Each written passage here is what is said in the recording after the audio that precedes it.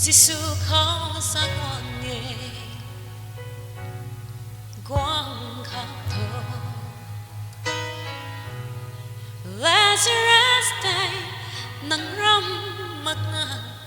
ringang lakhe Mary la Martha gap ma hoài vắng Giêsu quang mát bu khao bưởi giang rồi sơ cả nay ninh khoan nê thay bay tam tay loài thế nay bắt đây tăng thế gần khát rồi xa hè bao bao mây tay ana quang bút thế Martha rồi quang na cá khao xa cái bao nắng bóng thoăn thay Lazarus day ring ni toa nghe cái đau thương niên thế mà thương mây mà thế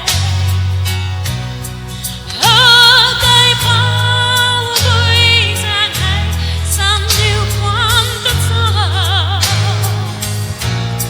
kiếp phố rồi ninh mây để liêu ninh hàm hê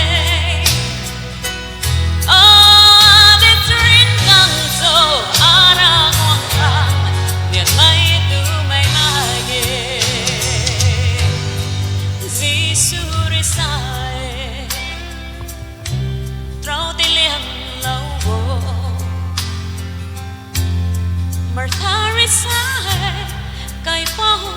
nắng hai đèn ba đáy tăng thế trao không tay làm ba thế Giêsu ri cao thế Lazarus thao thao sao lo mày cả tuổi cả mãi riêng thao thế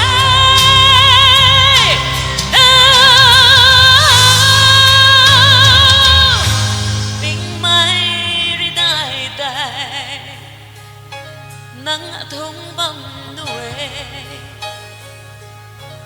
nắng hoài mây quay tay cây bao rồi đâu lâu một bầm nuê hồ lung tăng kinh rio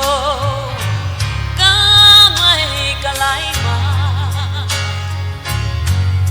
asam mà khao cá mây đang dần tay ngào phát hương